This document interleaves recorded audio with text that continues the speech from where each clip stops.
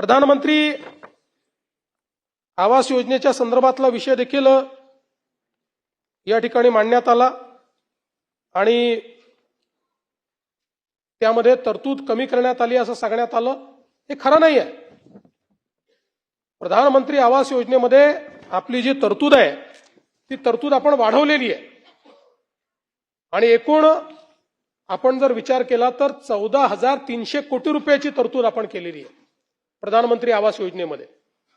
आणि आता याच्यामध्ये विशेषतः प्रधानमंत्री आवास योजना ग्रामीण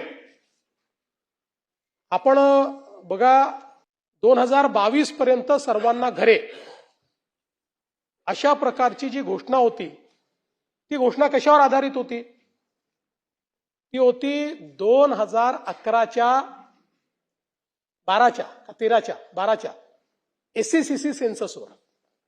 एससीसीसी चा जो सोशिओ इकॉनॉमिक सेन्सस झाला होता त्यामध्ये महाराष्ट्रामध्ये जेवढे बेघर दाखवले होते, देशात जेवढे बेघर दाखवले होते त्यांना 2022 पर्यंत घर द्यायचं होतं आणि त्यानुसार तो आकडा आपण पूर्ण केला।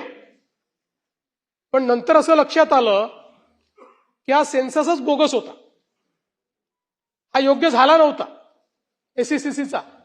आणि म्हणून मला आठवतं की त्या काळामध्ये मी स्वतः महाराष्ट्राचं रिप्रेझेंटेशन देऊन आवास प्लस पोर्टल उघडायला लावलं आणि पुनश्च सर्वेक्षण करायला लावलं आणि 2018 साली ते सर्वेक्षण पूर्ण झालं आणि त्या सर्वेक्षणामध्ये 30 लाख अजून महाराष्ट्रामध्ये लोक निघाले की ज्यांना घरं नव्हती किंवा ज्यांनी रजिस्टर केलं त्याच्यामध्ये। आणि मग केंद्र सरकारला आपण ही विनंती केली मागच्या वर्षी आणि मला सांगताना आनंद वाटतो एका वर्षात केंद्र सरकारने महाराष्ट्राला 30 लाख घरं मंजूर केली। आणि एवढंच नाही तर आम्ही सांगितलं की हा आकडा 19चा आहे, कदाचित याच्यात 4-5-10 लाख रुपये अजून वाचले असतील। पुन्हा पोर्टल उघडलं आणि पुन्हा नव्याने रजिस्ट्रेशन आपण केलं, ते आता फायनल होतं।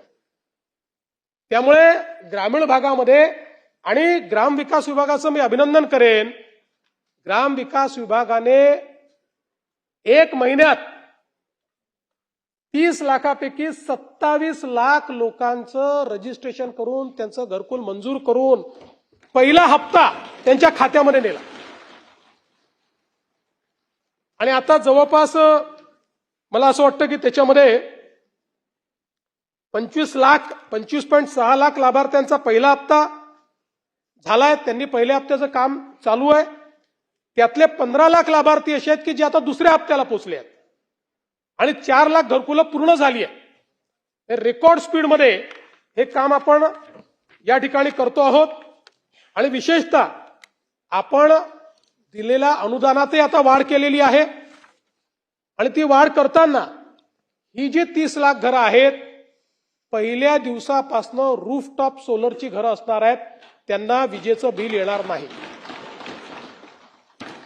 यासोबत आपण अतिक्रमितांचे जे काही पट्टे आहेत ते पट्टे त्या ठिकाणी नियमित करायचे, अशा अनेक त्या ठिकाणी योजना घोषित केलेल्या आहेत।